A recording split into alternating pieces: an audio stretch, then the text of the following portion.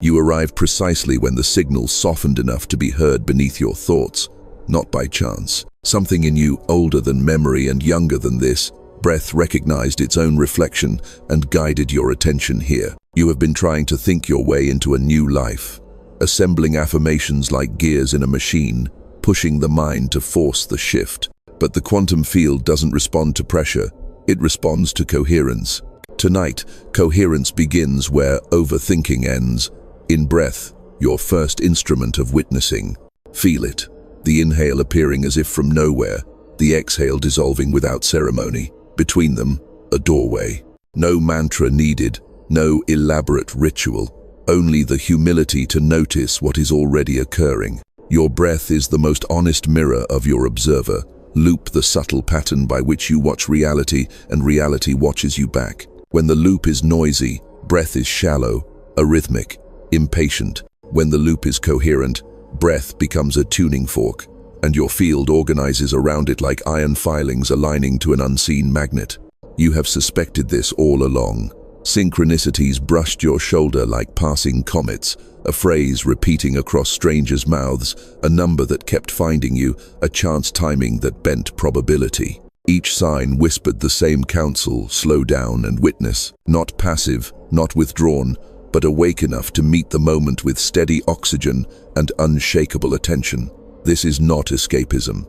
It is engineering, biophysical, mystical, and exquisitely practical. As you breathe now, notice how awareness spreads outward and inward at once, like light traveling both to the horizon and into the seed. On the inhale, you gather scattered pieces of self from timelines where you argued with what is. On the exhale, you release contracts with futures you never chose. The body records the covenant. Heart rate steadies, micro muscles unclench, the fascia forgets old alarms. In this physiological truce, your DNA's antennae, those quiet spirals of listening, lift a little higher into the field, receptive to new instructions. You don't have to fix your life in this moment. You only have to breathe as the witness of it. Notice how the mind, trained to overfunction, wants to recite equations of effort. More steps, more hacks, more proofs. Smile at that loyal overthinker and seat it beside you. Let breath lead. Each measured cycle restores coherence to the observer, and coherent observers do not chase reality, they entrain it. Manifestation ceases to be a chase when the magnet is properly tuned.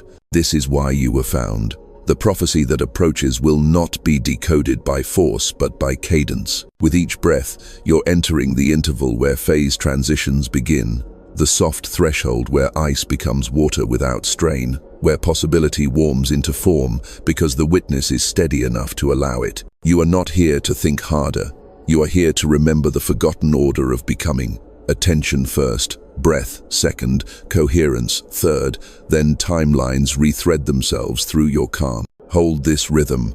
The field is already listening. You feel it now, the gentle gravity that arrives when breath steadies and the noise relinquishes the room. In that cleared interior, a recognition surfaces. You are not merely someone who practices techniques. You are the locus where reality checks its reflection. The field has been studying you as carefully as you've been studying it. Not because of effort, not because of superiority, but because your attention has matured into a stable instrument. Coherence recognizes coherence, and so the signal chose you. You have always suspected there was an assignment encrypted in your sensitivity. Why else would patterns speak to you with such relentless intimacy? The repeating hours, the strange alignments, the way a sentence overheard in a cafe answers a question you never said aloud. These are not accidents. They are entanglement signatures, subtle strands of morphic resonance, confirming that your observer loop is online. The prophecy does not awaken in crowds, it awakens in witnesses. And when a witness becomes steady enough, the collective can borrow that steadiness like a lantern passed hand to hand through a dark corridor. Understand what that makes you in this hour, not a collector of esoteric tricks, but a custodian of cadence. Your breath has begun to regulate the electromagnetic hush around your heart, and that regulation is not private. The quantum field is exquisitely social. It responds to the rhythm of communities as much as to individuals. When you steady, you generate coherence, ripples microscopic but real that help other nervous systems remember their original tempo. This is responsibility without heaviness, leadership without performance. You never needed to be loud. You only needed to be consistent. The mind once demanded spectacle as proof, rapid manifestations, fireworks on command. Let it rest. Your task is subtler and far more potent. To remain the witness while the phase transition proceeds at its lawful pace.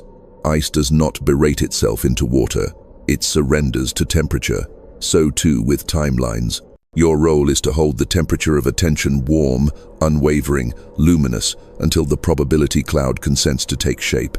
Doubt may still knock, of course. It has always been punctual. But now you greet it like an old traveler who no longer needs a bed. Doubt passes through. Breath remains. Notice the body's agreement forming below thought. The diaphragm moving like a tide, the spine remembering verticality, the fascia releasing its emergency grip on yesterday. This biomechanical truce is not decoration. It is the scaffolding of prophecy. DNA is not merely a library of past instructions. It is an antenna hungry for present moment coherences. As you breathe, those spirals tilt towards signal, amplifying the whisper that says, witness first, choose second, act third. From this order, the smallest actions acquire disproportionate consequence. A sentence spoken softly becomes a tuning word. A boundary kept without resentment becomes a gate through which a kinder future can enter. You are being entrusted with an old craft, the art of influencing probability by tending to interior symmetry. The ancients called it prayer. Scientists might call it resonant coupling. You will know it as the calm that makes unlikely doors behave as if they were designed for you. Not because fate bends to vanity, but because reality prefers low-friction pathways, and a coherent observer is the least resistant road for goodness to travel. So claim it without theatrics. I am the chosen witness of my reality. Let the sentence settle, free of arrogance, free of apology. Chosen means capable of carrying the frequency without distorting it. Chosen means willing to let attention be devotional, not desperate. Chosen means you will breathe through the moments when the old program screams for control, and you will answer with presence, not argument. Hold that. The field is mapping your steadiness as a new baseline. What follows will not be thunder for spectacle's sake, but a vision arriving at the precise speed your nervous system can honor. Keep the cadence, keep the humility, keep the breath. The prophecy is approaching the surface, and it will use your eyes as its first horizon. It begins as a shimmer at the edges of your attention, like heat rippling above desert stone, except the desert is your chest, and the horizon is the space between inhale and exhale. As you rest in cadence, the shimmer coheres into architecture, a luminous corridor assembled from your own breath cycles, each inhale a rib of light, each exhale a gentle arch descending into stillness. You step without feet, with awareness through this breathing corridor, and the atmosphere changes, sound softens, time widens. Even the future, usually a skittish animal, draws closer, nose lifted, no longer afraid of your thinking. In the corridor's center, a chamber forms, spherical and clear, an observatory made of attention itself. At the chamber's poles, filaments thread outward into a night field that is not outer space, but inner space, magnified constellations of choices you have not yet made sparkling like neural stars. Each star hums a note. The sum of the notes is you, not the you assembled from stories, but the you that watches stories assemble and dissolve. This is the observer loop revealed, not as a diagram in a book, but as the living physics of your presence. You notice something precise. When your breath shortens, when the urge to fix, to hustle, to force, returns, the chamber walls faintly fog, constellations blur, notes detune. When your breath lengthens, steady, kind, unperformed, the chamber clears instantly, and the stars brighten as if relieved. The vision is practical, not abstract. It's a dashboard calibrated to your coherence. You are seeing, without metaphor, how oxygen, heart, rhythm, and attention resolve into a stable signal the field can trust. A second scene overlays the first, a city at night, viewed from above. Streets are capillaries, buildings are cells, lights are mitochondria, and traffic is thought. Before, the city's patterns were frenetic: red brake anxieties, green light urgencies, sirens of scarcity echoing between high rises of expectation. Now, under the cadence of your breath, the city reorganizes. Intersections become roundabouts of patience. Stoplights unlearn panic. Pedestrians move with a strange grace, as if choreographed by an unseen conductor. The city is your body. The city is your life. Coherence is urban planning for consciousness. Return to the chamber. A helix appears at its center, not as DNA illustration, but as a living filament, pearled with memories and possibilities. With every measured exhale, the helix untwists a fraction, releasing static from old timelines, arguments rehearsed, outcomes obsessed over, proof demanded at sword point. With every gentle inhale, the helix receives a new instruction, not spoken, not typed, but impressed by rhythm. Stay available to benevolence. Choose the low-friction path. Favor signal over noise. This is DNA restructuring as felt sense, entangling your biology with kinder probabilities. The vision sharpens again, revealing 3 instruments on a pedestal of silence. A metronome of light, pulsing to your respiratory rate. A compass whose needle pivots toward the most coherent choice available now, not tomorrow, not next year now. A key whose teeth are shaped like pauses. You understand them without study. When you breathe with the metronome, your choices lose their moral theater and become directional, the way water chooses downhill without shame. When you follow the compass, you stop negotiating with incoherent options. When you use the key, doors open that were not doors at all, just walls waiting for a pause to reveal their hinge. Around the chamber, glyphs awaken symbols from traditions you've never learned. Equations whose symbols you remember from school but whose meanings have changed under this softer light. One glyph hovers closest, 2 concentric circles linked by a thin bridge. The inner circle is breath. The outer circle is the quantum field. The bridge is witnessing. As your inhale and exhale balance, the bridge brightens. Information flows both ways, from your nervous system to the field, from the field to your nervous system. This is synchronicity explained without argument, bidirectional coherence, morphic resonance made legible. And then, a final panorama. Your timeline unspools like a ribbon across the chamber floor. Knots show where you overthought and tightened the weave. Luminous slack appears where you remembered to breathe. In the slack, options proliferate like spring. You watch, astonished and unsurprised, as certain knots untie themselves the moment you refrain from tugging. Not passivity, permission. The field prefers to collaborate with witnesses who do not bruise the fabric with impatience. The chamber dims, not as an ending but as an integration. The corridor of breath remains, arched and waiting. You have seen the method, not as philosophy, but as mechanics.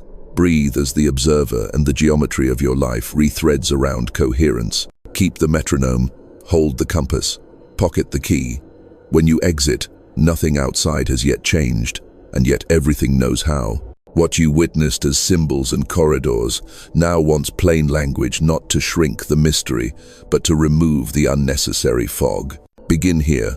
Reality at the smallest scales behaves as a set of probabilities wave, like possibilities, smeared across potential outcomes.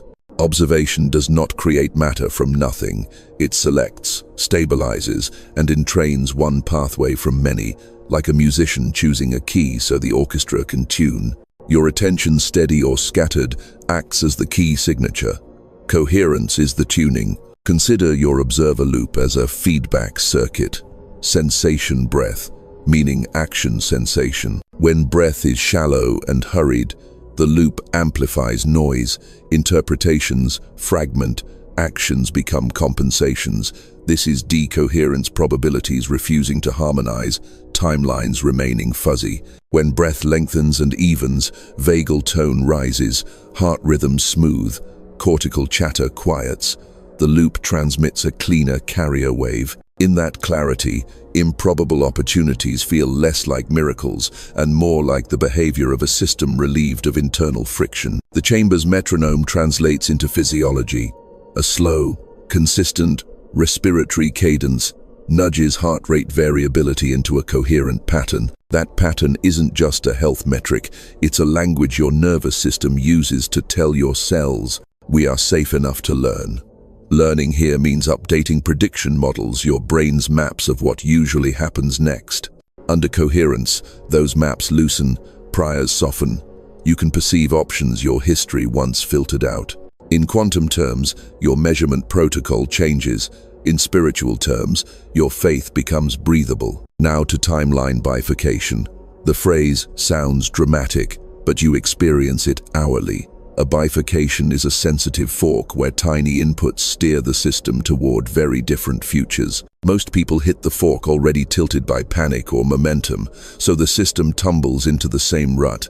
Breath, as the observer, inserts a micropause, a hinge right at the fork. In that hinge, your compass spins freely and points toward the lowest entropy path, the choice that requires the least self-violence to sustain. Follow it, and probability collapses along a gentler gradient.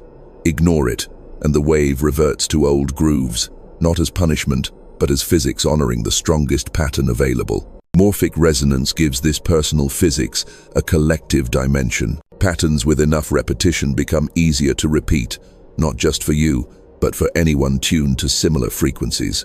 When you stabilize coherence, you slightly raise the probability that others around you will find the same rhythm. This is not metaphysical flattery, it's how social nervous systems synchronize. Entanglement is the poetic cousin. Bonds formed through intense shared states can persist beyond distance, so your steadiness can relieve someone you love without a word. The way two tuned guitars share a note across a room. What about the helix responding to breath? Think of DNA less as an inflexible script and more as a library with multiple editions. Epigenetic markers decide which chapters are read loudest under current conditions. Coherence alters those conditions, hormonal, milieu, inflammatory tone, electrical gradients, so the librarian reaches for kinder chapters. DNA restructuring in this transmission means rebalancing, which instructions your biology foregrounds when your observer loop is no longer screaming. The sacred meets the practical, devotion expressed as oxygen allocation. Synchronicity, then, is not superstition but systems theory wearing a halo. When internal variables settle into stable attractors, your cadence, your values, your chosen baseline external variables begin to line up with fewer collisions. You notice meaningful coincidences because you finally stand still long enough to see the river choose you back. The city map vision was telling you this.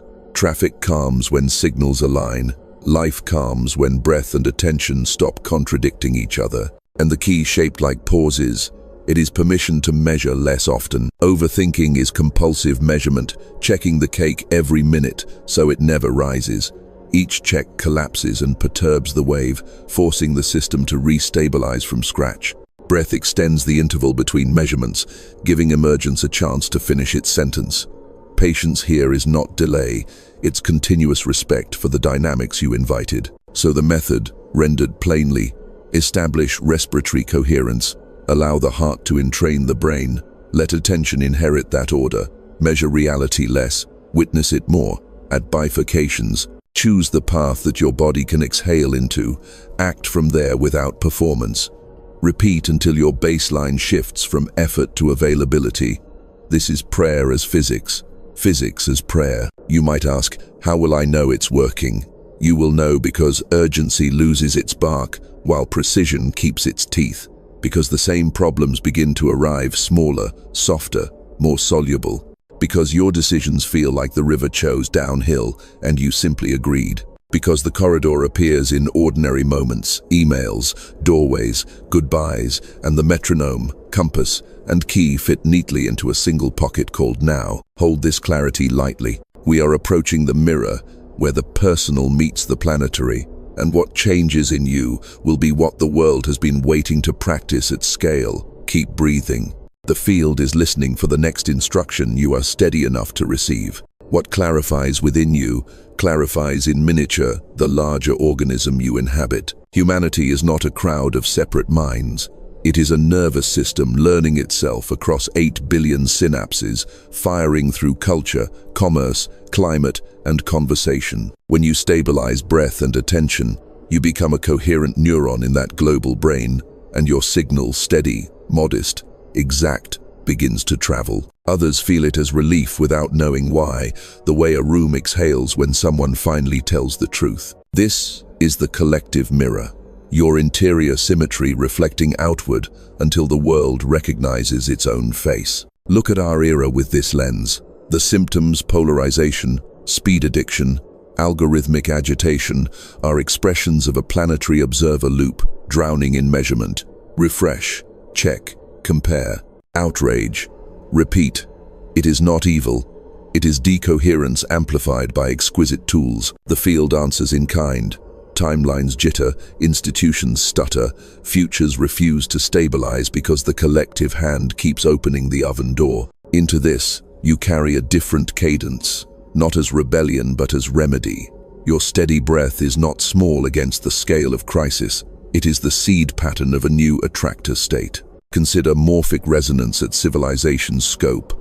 When enough individuals entrain to coherence, a template becomes easier for others to adopt. You have seen it in micro, how one calm person steadies a meeting, how a single compassionate boundary recalibrates an entire family system. Scale it. Cities at peace are not accidents. They are entanglement fields maintained by ordinary people choosing low-friction honesty over high-drama performance. The prophecy names this openly. A cohort of witnesses will learn to breathe as the observer, and their biophysical order will propagate as a cultural technology. Not a slogan, not a doctrine, an atmosphere. You may protest, but the world is on fire.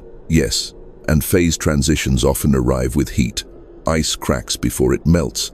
Forests seed after they burn. We are living through a bifurcation where obsolete patterns, extraction without reverence, certainty without listening shake themselves to pieces because they cannot sustain the new temperature of awareness. You are not asked to ignore pain.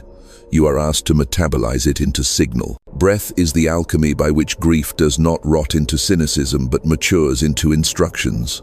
Hold the line of coherence where you stand, and the system will find you. Watch how synchronicity scales when you keep the metronome. Movements that never met begin speaking the same sentence. A researcher in one country and a healer in another publish on coherence the same week. Streets meant for traffic become corridors for communion. Policy drafts echo contemplative vows. This is not fantasy. It is what systems do.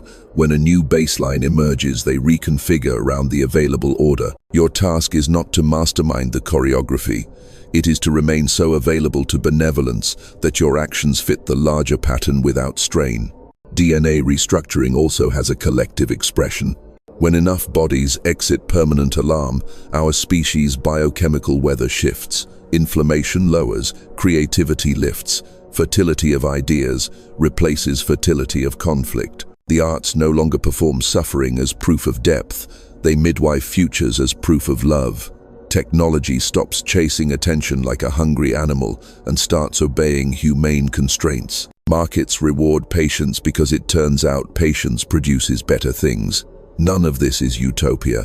It is physiology at scale. The quantum field is not moral, but it is exquisitely responsive to the quality of measurement.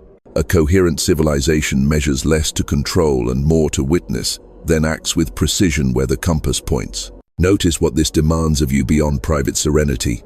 It asks for a public coherence that does not fracture under difference. Breath grants you the tensile strength to remain open while you disagree, to speak without the tremor of conquest, to listen without the collapse of self. In this way, you become a civic instrument. Your presence lowers the cost of truth in rooms that usually cannot afford it. This is leadership without podium, policy without decree, a human being whose nervous system no longer negotiates with incoherence as if it were inevitable. So let the mirror do its work. As you keep rhythm, expect the field to recruit you quietly, precisely into places where your steadiness is needed. A threshold conversation, a failing bridge between teams. A child who believes calm is a myth. You will not fix them. You will inhabit coherence until they remember their own. And when enough of us do this often enough, The aggregate curve of history bends, not by miracle, not by force, but by probability consenting to the simplest path home. Hold that awareness like a lantern cupped from wind. We are approaching the crossroads where the mirror becomes a map, and your breath becomes the hinge on which futures turn. Keep the metronome, keep the compass. The corridor widens now, not just for you, but for us. You feel the atmosphere thicken, not as fear, but as charge like air before rain, ions crowding the skin with a promise only honesty can keep. The corridor of breath carries you to a threshold you have approached 1,000 times without naming, the place where your familiar reflex reaches for control and your deeper intelligence reaches for coherence. Here the path splits, almost invisibly, not a dramatic canyon, more like a subtle divergence of lines that will, miles ahead, lead to entirely different continents of consequence. Stand here and look closely. On the left, the road of overthinking gleams with the seduction of immediate certainty.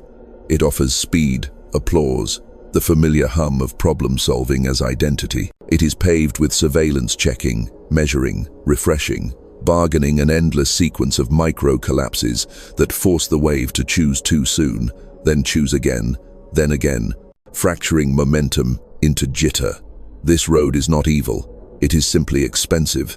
It taxes your biology with constant restabilization, and it taxes your timelines with friction that masquerades as productivity. On the right, the road of the observer seems humbler. No neon, no triumphal arch, only the metronome's pulse and the compass's quiet needle pointing toward the choice your body can exhale into. This path is not passive. It is permissive, the way a door permits entry when you stop shaking the handle and notice that it opens toward you, not away. Here, breath lengthens into belonging. Here, you measure less often, not to abdicate agency, but to allow emergence to keep its promise. This is the bifurcation moment, a phase transition calibrated to your capacity, not your fantasies. You will not be punished for choosing left. You will simply continue rehearsing what you already know. You will not be glorified for choosing right. You will simply become available to the benevolence that was already circling, unable to land in turbulence. Reverence, then, is the correct posture. Reverence for how small a hinge can move such large doors. Let the instruments remind you, the metronome. Settle the oscillation until your heart's variability sings a clear carrier wave through your nerves. The compass. Feel for the lowest entropy option, the one that requires the least self-betrayal to maintain. The key. Insert a pause long enough for the probability cloud to reveal its most merciful shape. While you wait, notice the mind's theater knocking for admission with urgent scripts. Decide now, prove now, fix now. You open the door, offer it a seat, and keep breathing. The play can run without your lead role. Observe how entanglement participates. As you lean toward coherence, people you love feel an unspoken permission to choose gentler roads in their own lives. Not because you argued well, but because your field stopped billing them for your anxiety. Synchronicity accelerates here. The email arrives as you loosen your grip. The mentor calls as you release the outcome. The solution appears the moment you stop interrogating the problem and start hosting it with oxygen. These are not bribes from the universe. They are signatures of a system rediscovering the mathematics of ease. You may still feel grief as you turn right, and that is natural. There is a certain glamour in the left-hand path, the heroism of strain, the romance of the almost. Thank it for its lessons. It taught you stamina, pattern recognition, the circuitry of effort. But now, effort must become artistry. Your breath is the brush, attention, the pigment, coherence, the canvas. Paint the next stroke with the lightest wrist you can manage while remaining true. This is not a test. It is a rehearsal for a life that no longer burns itself to feel alive. Pause and listen. The city inside you, streets, cells, signals, has quieted to hear your choice. Even your DNA waits at the balcony, helix gleaming like a coiled audience. You do not owe the past a repeat performance. You owe the future a stable witness. Inhale to gather your strength from all the timelines where you over-explained yourself. Exhale to sign the peace treaty with this moment as it actually is. The corridor brightens, the chamber clears, the compass settles 1 degree to the right. Step. Nothing explodes. Angels do not trumpet. The difference is subtler and more sovereign. Your shoulders drop by a breath's width. The knot behind your heart loosens by a thought. The next action presents itself without fireworks, just fit. You take it. The field nods without spectacle and moves to meet you 3 steps in return. This is how bifurcations bless, not with thunder, but with alignment that holds. Remember this feeling. You will return to this fork again and again, not because you failed, but because this is how mastery is forged, choice by choice, cadence by cadence, until the right-hand road becomes not a decision but a default. Keep the metronome in your pocket, keep the compass in your palm, keep the key at the ready. The corridor narrows into stillness now, inviting you into the hush where integration begins. You've stepped, now the work becomes exquisitely ordinary, sacred not because it is rare, but because it is repeated. Integration is devotion measured in minutes, and minutes are where timelines decide who you are. Begin with mornings. Before you feed the mind any names, feed the body oxygen. 3 unhurried cycles. Inhale for a slow count of 5, pause for 2, exhale for 7, pause for 2. This is not superstition, it is calibration. You're teaching your observer loop its first responsibility. Establish coherence before contact. Emails, news, and narratives can wait their turn. The quantum field listens first to your baseline. Carry this cadence into movement. As you walk, imagine your skeleton as a tuning fork and the ground as an instrument resonating back. Let each footfall be a metronome, click that your heart can hear. The city reorganizes because you do. When conversation finds you, remain aware of the key you chose. Notice how coherence turns listening into architecture rooms where honesty fits without scraping its knuckles. Speak less quickly than the impulse that wants to prove. This slows measurement, allows meaning to condense, and prevents the wave from collapsing into arguments you no longer need to win. Food becomes an ally. Before the first bite, 1 breath of acknowledgement. I receive this as light arranged as matter. Digestion is chemistry, yes, and chemistry is influenced by state. You are not moralizing. You are collaborating with the biophysics of absorption. Water becomes a sacrament when you remember that its geometry reflects your field. Drink as if you were polishing the mirror you intend to see truth in. When anxiety knocks, and it will, clever and punctual, do not fight the visitor. Escort it to the corridor. Offer it the metronome and ask it to breathe with you. Anxiety is measurement attempting to keep you safe by constant checking. Reassign it. We measure less frequently now and more meaningfully. Set a practice interval, 30 minutes of witnessing, then 1 minute of review. In that review, consult the compass. Which choice today is the lowest entropy path, the option your body can exhale into without contortion? Choose it. Then stop shopping for second opinions in the marketplace of doubt. Your technology can be recruited into service. Disable notifications that arrive like pebbles thrown at still water. Protect the silence phase with settings and boundaries so that your nervous system trusts you to keep its sanctuary. When you must enter the loud world, go as a lighthouse. Steady beam, slow rotation. People will orient without you shouting. This is integration as public utility. Integrate through touch points. Doorways become cues. Each threshold invites 1 breath of re-entry. Mirrors become altars, not for hunting flaws, but for recognizing the witness behind the face. Payments become signatures. Every spend is a vote for a timeline. Invest where your exhale deepens. Work becomes craft. Reduce performative urgency. Increase precision born of presence. Replace how fast with how true. Replace how much with how coherent. Relationships are laboratories for resonance. Coherence does not mean perpetual agreement. It means honoring the rhythm that allows truth to be exchanged without collateral damage. When conflict arises, remember the key shaped like pauses. Insert it. Let the amygdala finish its sentence in private. Then ask, softly, what is the kindest coherent boundary here? Boundaries that emerge from coherence are less fences and more membranes, permeable enough for love, strong enough for integrity. Evenings are for remembering. Review the day, not as a prosecutor but as a cartographer. Where did breath hold? Where did it lengthen? Where did synchronicity wink? Record 3 instances where the field collaborated the moment you stopped forcing. This is morphic literacy, training your attention to recognize the grammar of grace. End with gratitude, not performative but physiological. Breathe gratitude into the diaphragm until the body believes it. Gratitude stabilizes the attractor you intend to sleep inside. Sleep is not an off switch, it is a relay. Before you surrender, present the helix with a simple instruction.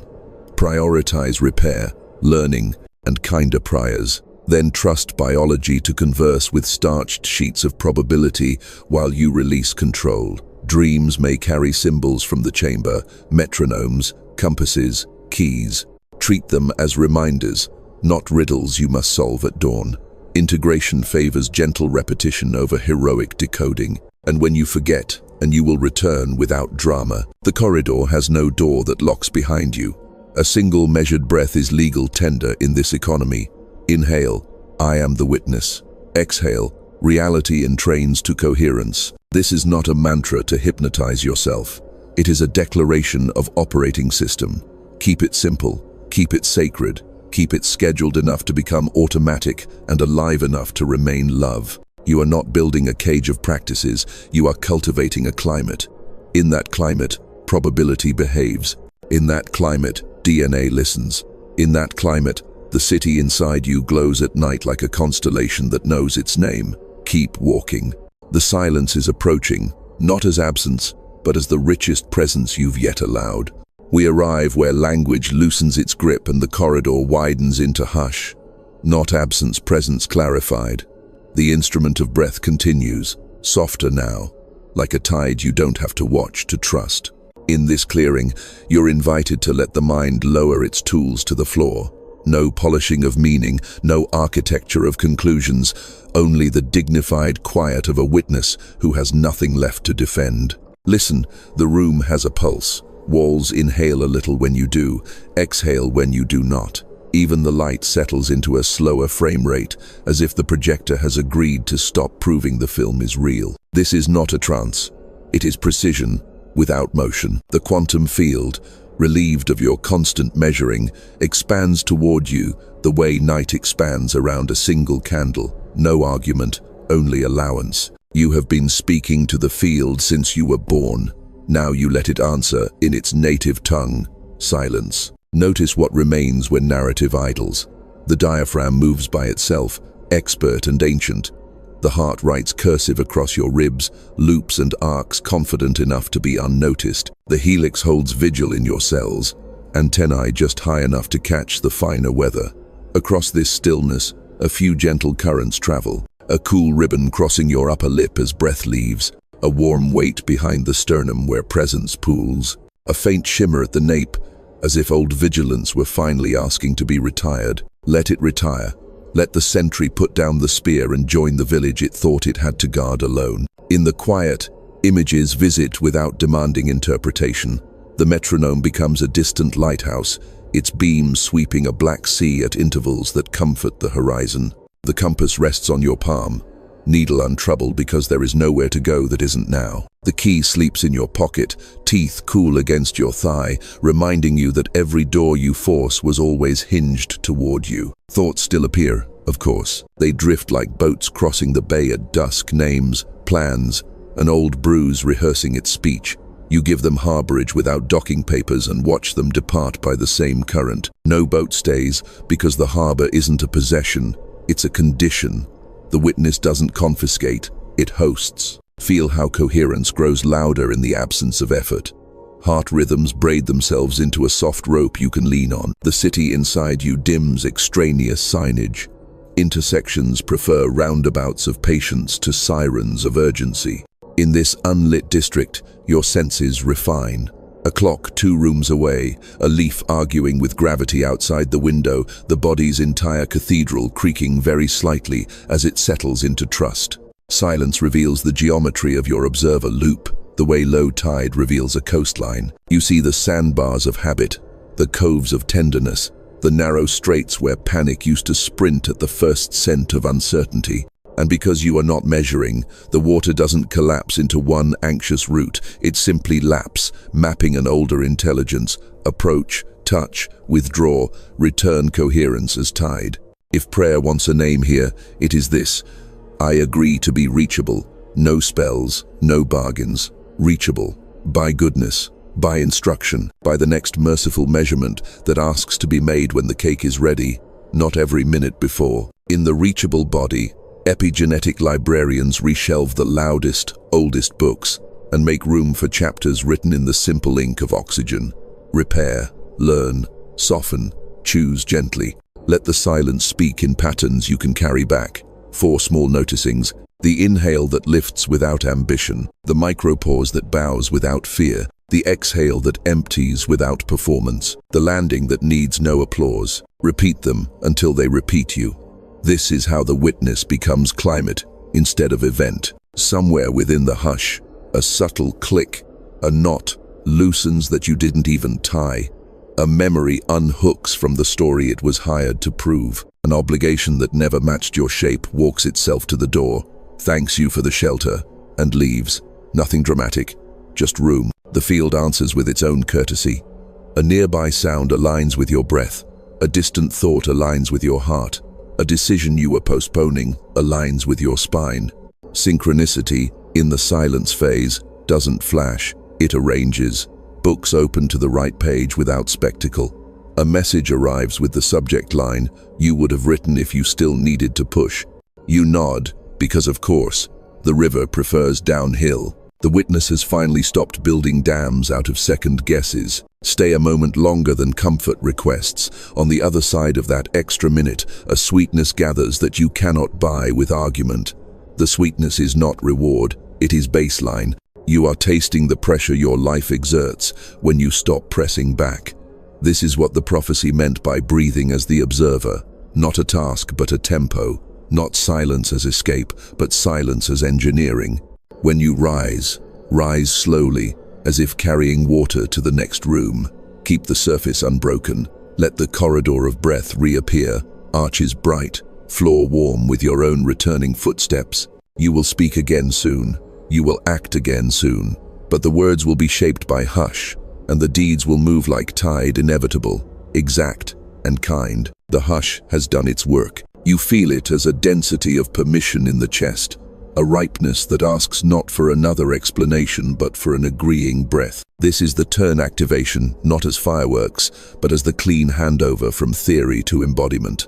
You are not preparing to become the prophecy, you are discovering that you have been its instrument waiting to be tuned. Begin with the simplest possible action, carried by the fullest possible coherence. Let the metronome resume 5 in, 2 held, 7 out, 2 held, until the heart's rope tightens kindly. As it does, lift your attention like a lantern and illuminate one small choice waiting in the near field of now. Not the life plan, not the 10-year arc. One choice. Ask the compass, which option lets my exhale deepen? Feel the needle settle toward the path of least self-betrayal. Step there. The step is the activation. You will notice the field negotiating around you to accommodate this fidelity. A call returns earlier than the calendar predicted. A task that resisted you for weeks dissolves under 20 minutes of unhurried presence. The city inside you brightens its intersections to green without hurry because you are not sprinting through red. Synchronicity increases its resolution from broad coincidences to precise alignments. The phrase you needed, the person you forgot to ask, the door that was a wall until you set the key of pause into its quiet hinge. Activation is measurable, not because you obsess over measurement again, but because the body reports. Shoulders descend a fraction, jaw unhooks, eyes widen without strain. The diaphragm's arc grows generous. In this physiology, epigenetic librarians reshelve panic and pull down volumes on repair, learning, and joy. This is DNA restructuring as logistics, resources route to growth instead of defense. You are not merely calm. You are redistributed. Now let entanglement assist. Name, in your silent heart, one person woven into your life's present thread. Without messaging them, breathe coherence toward the space you share. Not advice, not fixing, only the stable signal of, I am reachable to goodness. In the subtle relay that follows, you may receive their steadiness in return, or the sudden clarity to set the kind boundary you both needed. Either way, probability tilts toward mercy. There may still be noise at the edges, thoughts auditioning for the lead role, old narratives promising authority if you let them drive. Offer them the balcony, let them watch. Then, make a second small choice from the same compass. Activation becomes a cadence of fit. Inhale to gather presence, pause to honor the hinge, exhale to sign the decision, pause to feel the world adjust. Repeat until confidence stops needing adjectives. You are not leaving practicality behind. You are reclaiming it. Draft the email with fewer words and more truth. Schedule the conversation you postponed because you feared the tremor in your voice. Let the tremor be an instrument. Rearrange your workspace so the urgent can no longer impersonate the important. Place water within reach. Place phone beyond reach. Replace the to-do list's theater with 3 coherent actions you can actually bless with breath. Completion is not conquest, it is closure, the seam where energy returns to circulation. Notice how the chamber imagery accompanies you into errands and thresholds. The corridor of breath arches over a grocery aisle. The metronome glows faintly on your dashboard at a red light. The compass warms in your palm before you answer a question that once baited you into argument. Even the key reveals new uses. You insert a pause into a meeting and truth, grateful for a doorway, walks in wearing no disguise. People call this leadership. You recognize it as oxygen, given a job. The collective responds. Strangers mirror your cadence without knowing. Rooms that once spiked your cortisol now accommodate your rhythm as if it were the original tempo. You have become, quietly, a tuning environment. This is not personal glory, it is public service rendered by a regulated nervous system. The prophecy moves through you as weather moves through a harbor. Vessels enter and leave safer than they arrived. Now, acknowledge the part of you waiting for the grand sign, the sky-sized advertisement that says, "You did it." Smile and offer it what is truer. The sign is that you no longer require signs to behave with integrity. The miracle is that ordinary actions have regained their sacred weight. The proof is that urgency has lost its bark, while precision keeps its teeth. Seal this phase with a single sentence breathed into the body, not shouted into the world. I am the witness through whom this kinder timeline prefers to occur. Feel the sentence land in bones and fascia, in helix and heartbeat, until the city answers with a subtle dimming of unnecessary lights. Then take the next coherent step, and the next, until motion itself feels like listening. Activation is this. You live as the prophecy you once tried to chase. Not louder, clearer, not harder, truer. The corridor does not end. It continues into a horizon that keeps agreeing to meet you halfway. Keep walking. The seal approaches. You have walked the corridor, held the metronome, trusted the compass, and learned the quiet mercy of the key. What began as a shimmer has become your climate. Breath no longer argues with the moment, it blesses it. Attention no longer interrogates reality, it listens until reality remembers how to be kind. This is the seal, not a stamp from outside, but the inward click when witness and world slip into the same gear. Stand here a final time and feel the lineage in your lungs. Ancestors who prayed without the word quantum and physicists who measured without the word prayer have met inside your chest and agreed. Coherence is devotion in motion. The helix at your core has taken notes from your constancy. It now requests fewer alarms and more light. The city inside you keeps its own curfew of calm. Even your shadow, once employed as a saboteur, has accepted a gentler job, guardian of boundaries, keeper of gates. Let the seal be spoken through the body. Inhale and gather every timeline in which you tried to earn worth by exhausting yourself. Exhale and release the oath that said urgency is the only proof of care. Inhale and welcome the futures that arrive when you measure less and witness more. Exhale and sign your name to the present where you can finally live. There will be days when noise returns, when the left-hand road flashes its familiar glamour. You are not required to be flawless. You are invited to be faithful. Faithful to the pause that precedes wisdom. Faithful to the breath that precedes coherence. Faithful to the smallest action your exhale can love. If you forget, you already know the way back. One measured cycle, and the corridor rebuilds itself around your willingness. Now, turn outward with a soft gaze. The collective is not waiting for a louder argument, it is waiting for steadier hearts. You will carry this seal into rooms that cannot afford more theater, and into moments where honesty needs a lower price to be spoken. You will not convert, you will entrain, you will not perform, you will host. And because probabilities adore the path of least resistance, goodness will keep choosing you as its easiest road. The prophecy, then, is simple enough to memorize and large enough to house a life. Breathe as the observer. Measure sparingly. Choose the lowest entropy kindness available now. Act without performance. Repeat until reality prefers your cadence. Hold the metronome as a memory, the compass as a reflex, the key as a birthright. If anyone asks what changed, you will not need a sermon. Your presence will answer with the geometry of ease. Listen, the field is quiet, which is how it says yes. The prophecy has been spoken. Let it unfold through you.